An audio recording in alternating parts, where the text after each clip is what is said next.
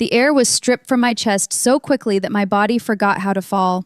I stood in the second-floor hallway of the house at 418 Westbrook Lane, Columbus, Ohio, at 2:17 in the morning, holding an unfamiliar phone that trembled like a rotten heart just torn from a corpse. Something inside me shattered, not like glass, but like ribs snapped backward from within, each sharp fragment piercing through my lungs, through my heart, through the last remaining part of me that still believed I was living inside a marriage. The phone had been sitting in the bottom drawer of the linen cabinet, beneath 3 white towels folded with a precision that bordered on pathological. That was the linen cabinet my mother-in-law, Margaret Carter, had once ordered me to reorganize at midnight simply because one fabric edge had slipped off its fold line. When I quietly asked, "Is this really necessary?" she looked at me the way one looks at a stain on the floor, then said, "A daughter-in-law who asks why is already forgetting her place." A new message appeared from Vanessa Reed, the woman Daniel called his business partner, but always made me pour wine for at family dinners. Just one line, but it made my stomach clench as though submerged in ice water. "Tomorrow night, make sure she kneels before I sit down."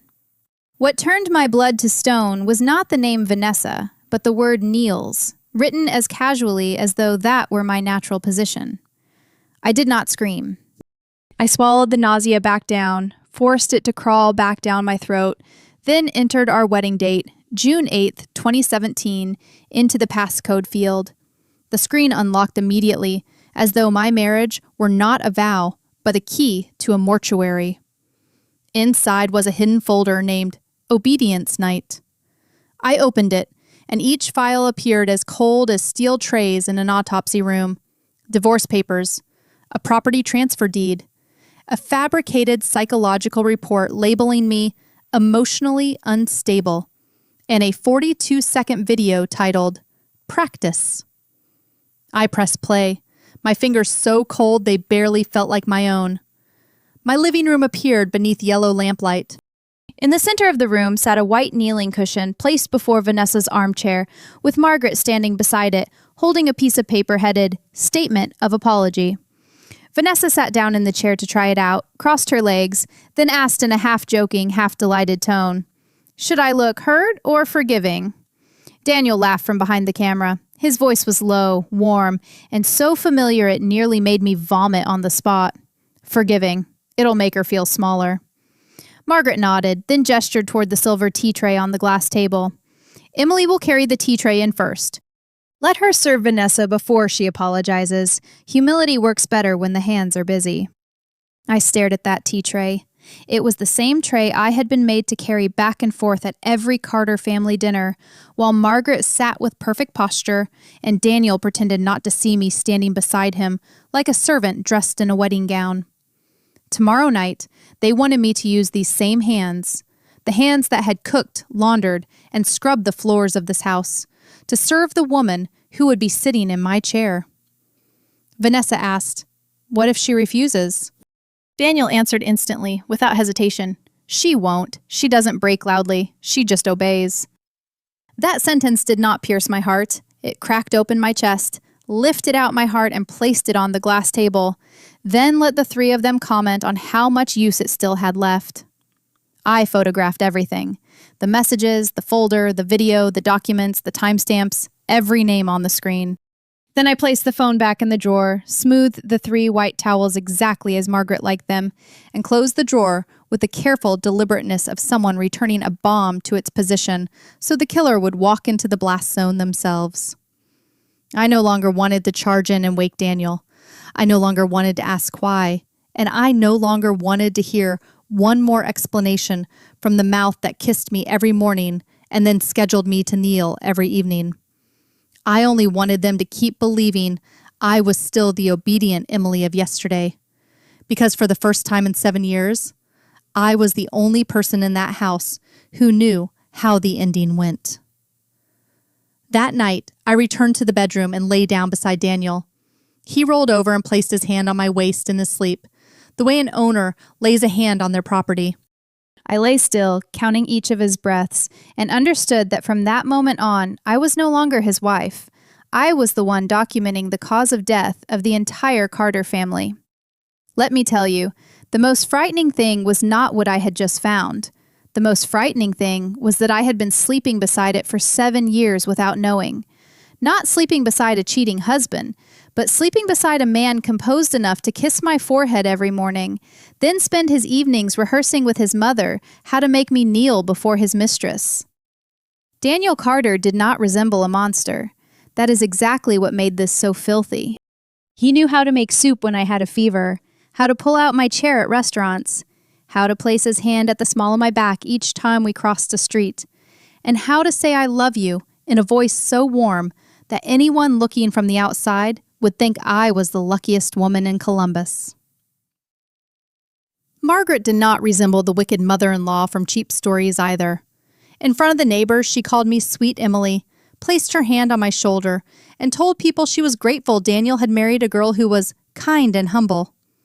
But when the door closed, the word humble in her mouth was no longer a virtue.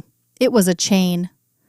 I began to re-examine my marriage, the way a forensic pathologist reopens a body buried under the wrong cause of death. Daniel's sudden business trips were no longer work pressure.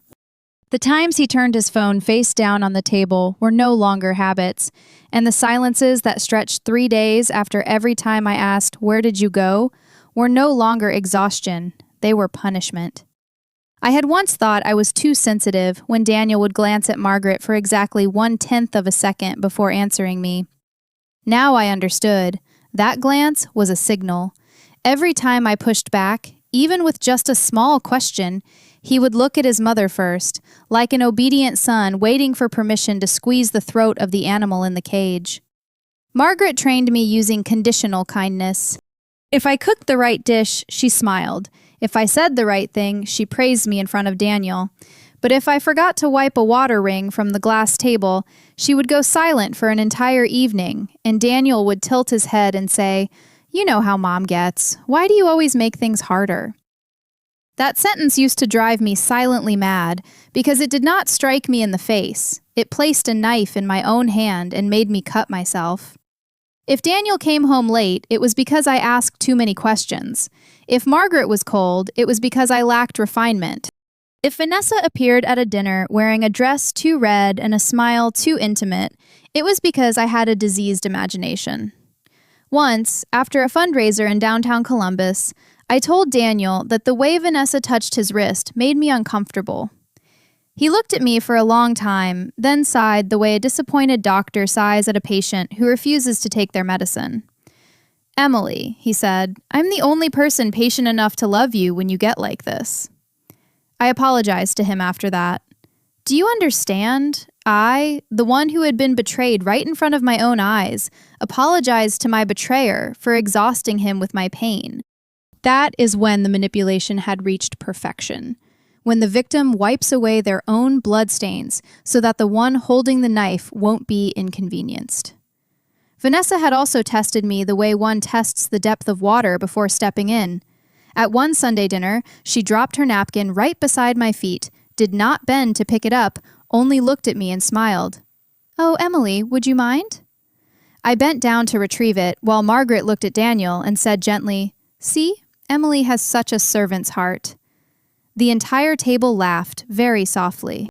No one laughed loudly, because people like them understand that a quiet laugh humiliates someone longer. I laughed along, a thin, weak, foolish smile, because when you are caged long enough, you begin to decorate the bars and call it family harmony. Looking back now, that dining room had never been a place where we shared meals. It was a laboratory. They tested how much humiliation I could absorb before blaming myself for feeling the pain, and I passed every test using the very obedience they had injected into my blood day by day.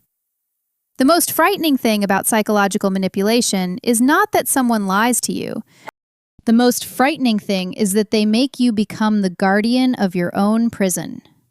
After 7 years, I no longer needed Margaret to order me to bow my head. I bowed before she had a chance to open her mouth. That night, lying beside Daniel, I stared at the ceiling and understood that the illusion had died. The perfect husband, the refined mother-in-law, the gracious woman who was merely a business partner, All of it was nothing but a false skin stretched taut over a rotting skeleton. And when a corpse begins to smell, the only thing left to do is not mourn it, but split it open to find out exactly when it died. The following morning, I did not leave the house. I went downstairs and made Daniel's coffee, exactly 2 cubes of sugar the way he liked it, then smiled at Margaret when she walked into the kitchen in her ivory silk robe. They believed I was still yesterday's obedient Emily, but in truth, I had just begun the most dangerous performance of my life. I poured Daniel's coffee into the navy blue mug he preferred, 2 cubes of sugar, a splash of milk, stirred 7 times clockwise, because Daniel hated the taste of undissolved sugar at the bottom of the cup. I set it down in front of him, smiled, and wondered how long it takes a person to pretend to love someone they are preparing to bury alive with their own secrets. "Sleep well?" Daniel asked, eyes still fixed on his phone. "Fine," I replied. My voice did not tremble, and it was precisely that fact that frightened me about myself more than anything I had seen in that dark phone the night before. Margaret walked into the kitchen at 7:12 a.m. Ivory silk robe, low bun, a face so composed it showed no trace of having spent the previous night teaching her son's mistress how to make me kneel. She glanced at Daniel's coffee cup, glanced at the countertop, then looked at me with the eyes of someone inspecting inventory. "Emily, make sure the living room is properly prepared tonight. We're having an important guest." I nodded. "Yes, Margaret." Those 2 words slid from my mouth as obediently as always, but inside my head, they rang like the sound of a gun being cocked. From that moment on, every time I said yes, I was no longer bowing my head. I was adding another line to the indictment. I wiped down the glass table where they planned to have me read the apology statement. I vacuumed the rug where they planned to place the kneeling cushion. I polished the silver tea tray that Margaret intended me to use while serving Vanessa. And when I saw my own face reflected back at me, warped in the silver surface, I realized I was preparing the stage for my own dignity's execution. My phone vibrated at 10:36 a.m. A message from Vanessa appeared, sweet and putrid as perfume sprayed on a corpse. "Tell Emily I like chamomile tea, no sugar. I want her hands steady when she serves it." I stared at that sentence for a long time, then replied in the voice of a woman they still believed had been fully tamed. "Of course. I'll make sure everything is ready." After that, I began working like someone disarming a detonator inside a burning house. I backed up the practice video, forwarded all the messages to a hidden email account, and photographed every document in the Obedience Night folder. I was not rushed, did not breathe heavily, did not leave a single sign that the Emily Carter of that morning was no longer the Emily Carter of the night before. By noon, I opened the safe in Daniel's study. The combination was still Margaret's birthday, because men like Daniel always assume their wife's stupidity is simply part of the household furniture. Inside were the property transfer deed, a statement of assets drained from our joint account, a bank card I had never seen before, and a sealed envelope from the law office of Whitman and Cole. I opened the envelope, and that was the moment the real bomb began to tick. Not just divorce papers, not just property transfer documents, but a clearly printed appointment schedule. 8:30 p.m., living room signing, witness present, Richard Hale. Richard Hale was the Carter family attorney, the same man who had once looked at me over his silver-rimmed glasses and said, "Emily, Daniel is only trying to protect both of you." Now I looked at the words witness present and understood. Richard was not there to witness. He was the final lock on the door of the cage. Tonight, they did not merely want me to kneel. They wanted to make me tremble first, humiliate me first, strip away my ability to think first, and then place a pen in my hand before a lawyer already prepared to call that coercion voluntary. This was not an apology session. It was surgery performed without anesthesia, where they planned to cut me away from the house, from the money, from my dignity, then suture the wound shut with my own signature. I photographed the appointment schedule, Richard Hale's name, and the line at the bottom of the page, clear, willing, and without pressure. I stared at that sentence for a long time, and for the first time all day, I smiled, genuinely. If they needed a witness to turn a lie into a legal truth, then I needed a witness to turn this living room into a crime scene. Just as I was placing the envelope back in its exact position, the sound of Daniel's footsteps came from the hallway. My body went rigid. He opened the study door just as I bent down to pick up a shirt from the chair, turned on the steam iron, and smiled faintly. "I'm pressing your shirt for tonight. Margaret said everything needs to be spotless." Daniel looked at me longer than usual. In his eyes, the animal had begun to scent something. But I had lived 7 years in this house. I knew how to make myself appear small, so I lowered my eyes first and said, "I'm sorry if I've made you worried today." He relaxed instantly. Men like Daniel do not believe in truth. They believe in the bowed head. He cupped my face, tenderly enough to turn my stomach, then said, "That's my girl." As the afternoon faded, Margaret called me into the living room. She pointed to the empty space before Vanessa's armchair and said, "Place the cushion there, exactly in the center. An apology looks more credible when the person offering it knows their place." I placed the kneeling cushion on the floor with my own hands, and no one in that room understood that the hands preparing the site of my humiliation were the same hands that had already secured all the evidence in 3 safe locations. By 8:05 p.m., the silver tea tray was resting on the glass table. My phone was in my dress pocket, recording. A second recording device had been taped beneath the base of the tea tray, directly beneath where Vanessa would place her hands when I served her. I stood still in the center of the living room, obedient, composed, immaculate, like a bomb that had learned to smile. The doorbell rang. Through the frosted glass panel, I could see Vanessa's silhouette, beside a man in a gray suit, briefcase in hand. Richard Hale had arrived 25 minutes ahead of schedule. Tonight, they believed I would walk into this living room to sign the death certificate of my own dignity. But they did not know I had turned that room into a trap, and this time, the one who would be brought to their knees would not be me. I opened the door with the silver tea tray in my hands. Vanessa Reed stood on the front step in a deep red dress, her lips curved into the kind of smile that takes practice in front of a mirror. Beside her stood Richard Hale, Carter family attorney, brown leather briefcase in hand, his face so composed that I understood at once. He had not come to witness the truth. He had come to bury it. "Emily," Richard said, his voice warm and professional, "I'm glad you're being reasonable tonight." I smiled. "Please, come in." In my dress pocket, the phone was still recording, and beneath the tea tray, the second device was swallowing every sound in the room like a starving animal. Margaret was already seated in the armchair on the left, spine perfectly straight, hands folded on her knees like a judge preparing to deliver a sentence. Daniel stood beside the fireplace, his shirt cuffs fastened with precision, while Vanessa moved slowly into the living room, looked at the white kneeling cushion on the floor, then looked at me.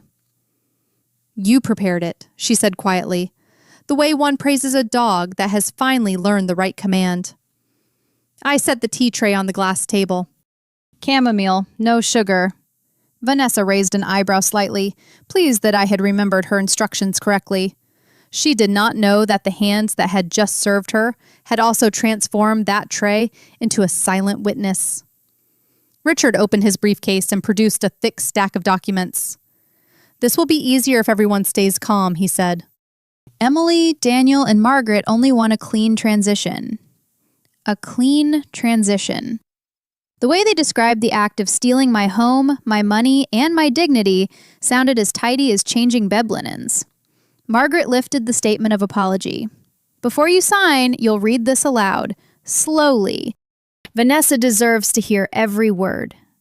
Daniel looked at me with his counterfeit, gentle gaze. "It's better this way, Em. Don't make this ugly." I received the sheet of paper.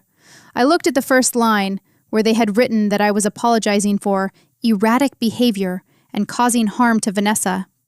Richard pushed his glasses up the bridge of his nose and added in a voice as light as legal counsel, "Olivia told me you might become emotional tonight. That's why we prepared this carefully." The name Olivia made the entire room tilt by an inch. Olivia Grant had been my closest friend since our days at Ohio State. She had sat beside me in the emergency room in 2021, held my hand after I lost my first child, and told me that if the whole world turned its back, she would stay. She was also the only person outside the Carter household who had known I had once considered finding my own attorney. Richard set his phone on the glass table. perhaps because he was confident enough that I had been bent low enough to no longer dare look up. The screen lit for exactly 2 seconds. A message from Olivia Grant appeared. She still trusts me. If she panics tonight, I'll tell her to sign first and fight later. Below the message was an audio file. The file was named Emily, Panic Call, usable if needed. I felt my blood turn to ice. Not Daniel, not Margaret, not Vanessa, Olivia. The one who had listened to me weep through nights when I no longer wanted to wake the following morning, had packaged my pain into contingency material for them. Richard quickly turned the phone face down, but it was too late. I had already seen it. And worse, the phone in my pocket had also captured Margaret's voice, clear enough to be merciless. Olivia did well. Emily listens to her more than she listens to anyone. Daniel breathed out a small laugh. That's why we needed her. Vanessa sipped her tea, then said in a voice as smooth as silk, "Every obedient woman needs one friend to keep her obedient." That sentence incinerated the last of my restraint. Before that moment, perhaps some foolish part of me had still wanted Daniel punished, but not completely destroyed. But once I knew that even my closest friend had been used as a leash, the mercy inside me died clean. No convulsions, no death throes. I looked around the room and understood. This was no longer a family, no longer an affair, no longer a divorce proceeding. This was an execution panel, and every person in the room was already holding a blade. Richard pushed the pen toward me. "Emily, let's proceed." I looked at the pen lying on the glass table. Small, black, harmless as a knife wiped clean of blood. Then I smiled, very softly. "All right," I said. "But before I sign, I want to make certain that everyone present is clear about their role." The living room fell silent after my words. No one understood at first, because people accustomed to holding the knife usually need a few seconds to register that their prey also knows how to dissect. Richard Hale frowned first, his voice still trying to maintain its professional register. "Emily, this is not necessary." I looked at him, keeping my faint smile in place.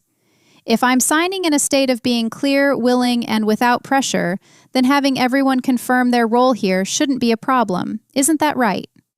Daniel set his wine glass on the glass table. The soft sound of crystal touching surface was as sharp as the first crack running through his mask.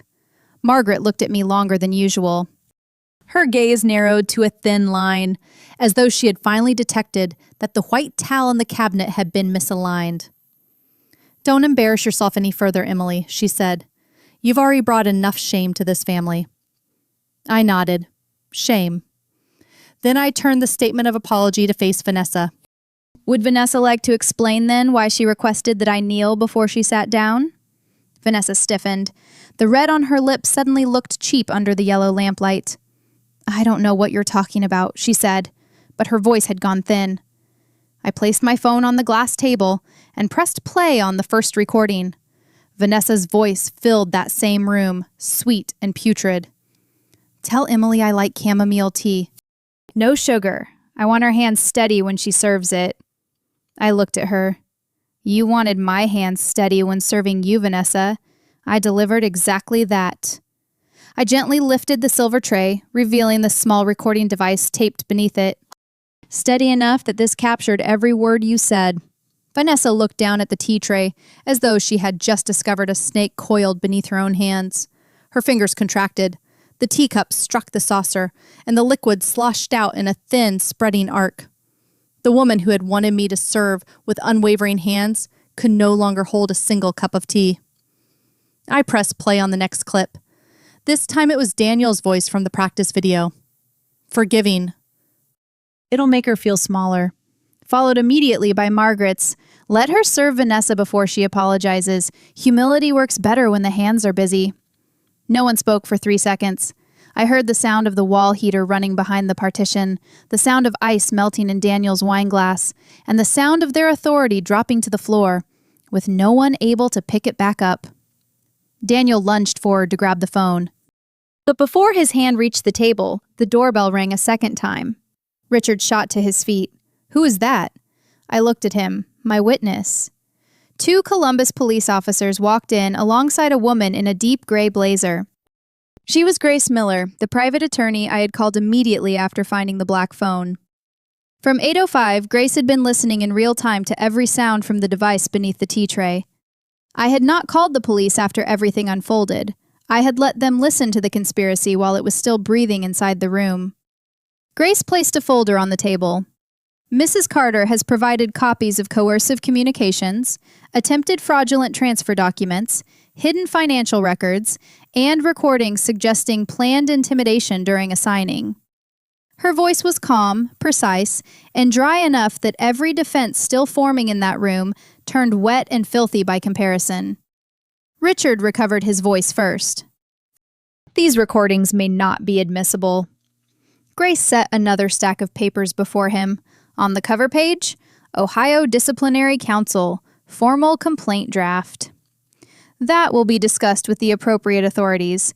What concerns me immediately is why a licensed attorney is present at a private residence to supervise a signature after staged humiliation, false mental health claims, and apparent coercion.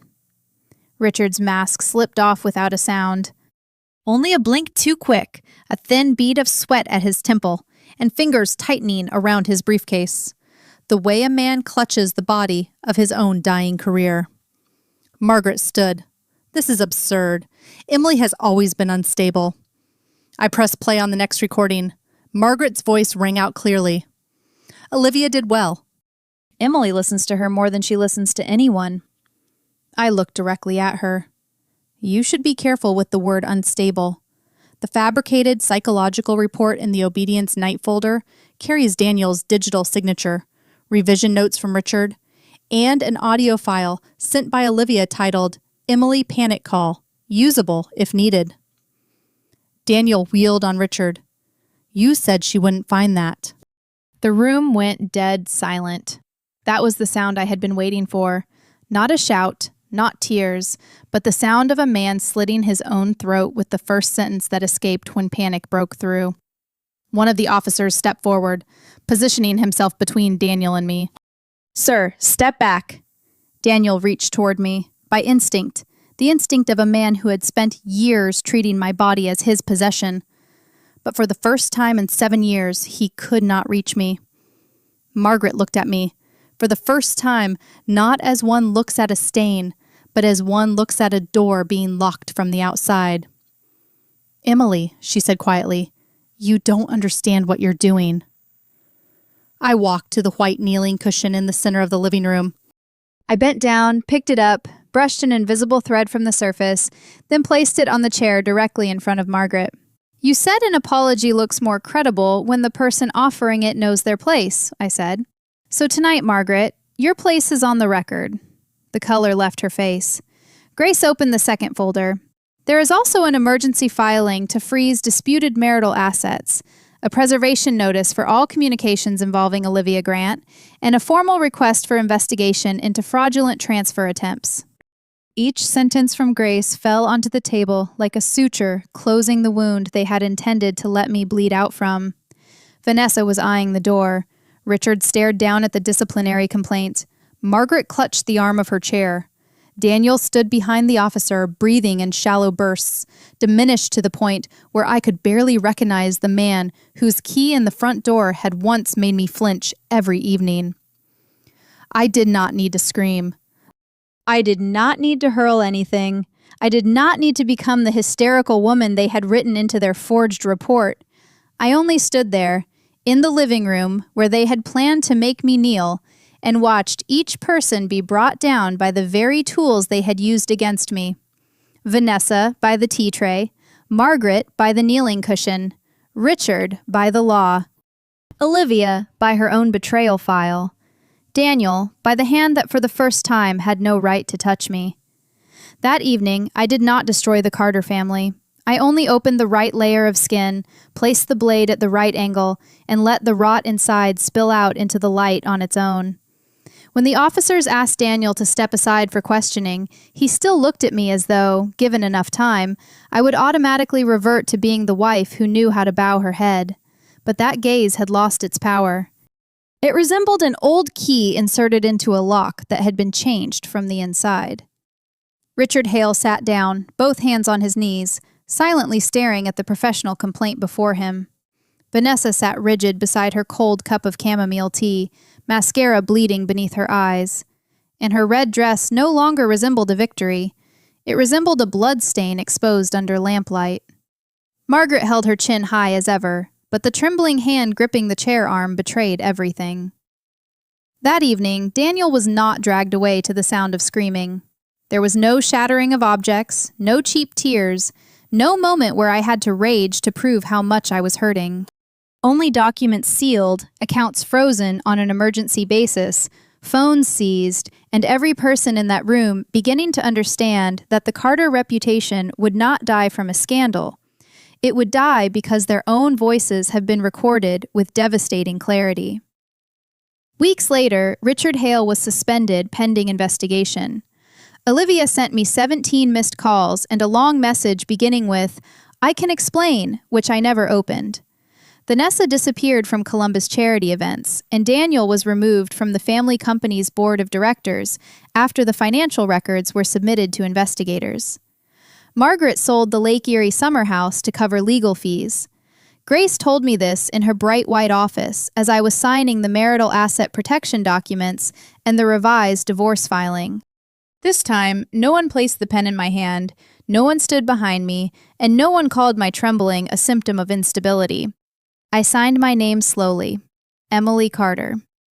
Then I stopped, stared at Daniel's surname sitting after my own, like a rusted piece of metal lodged in skin.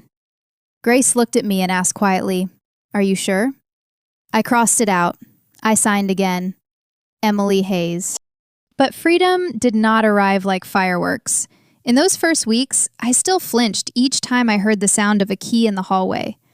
There were mornings when I would still reach for the coffee grounds automatically, 2 cubes of sugar, 7 clockwise stirs, then stand frozen in front of the counter when I remembered there was no one left to serve. Grace asked whether I wanted to keep anything from the house.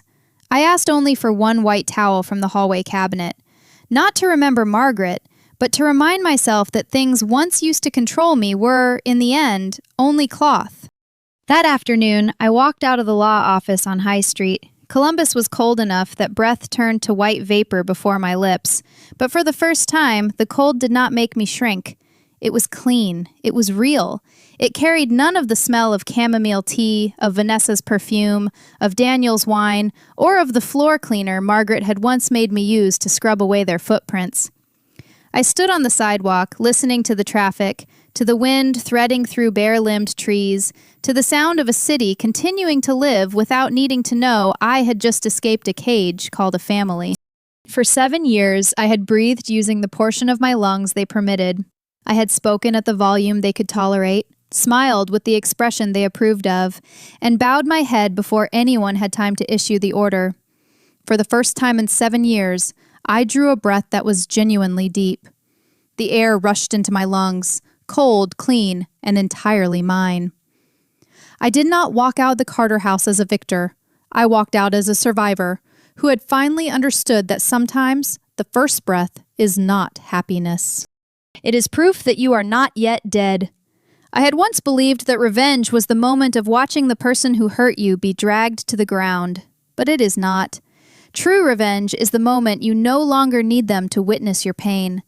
I did not need Daniel to apologize. I did not need Margaret to confess she was cruel. I did not need Vanessa to bow, Richard to lose his voice, or Olivia to send yet another belated explanation. Because there are people who will never feel remorse for hurting you. They only feel remorse because you finally learned how to record the sound of the knife dropping from their hands. I keep that white towel in a drawer in my new apartment. Sometimes I open it, run my fingers along its precisely folded edge, and remember the woman who once trembled over a single crooked crease. Then I fold it back, not perfectly, not in straight alignment, not in the way Margaret once taught me. And I leave it that way, because freedom is sometimes not the act of walking out of a house. Freedom is the first time you do something small and wrong, and there is no longer anyone with the right to punish you for it. My name is Emily Hayes. I am no longer the obedient daughter-in-law in the Carter household, no longer the wife who bowed before Daniel's silence, no longer the woman who had to carry tea for her husband's mistress with hands that were not permitted to shake. I am someone who survived. And if you have ever been made to kneel in some room, not necessarily with your knees, but perhaps with your silence, your fear, with the guilt others have pushed into your mouth, then remember this.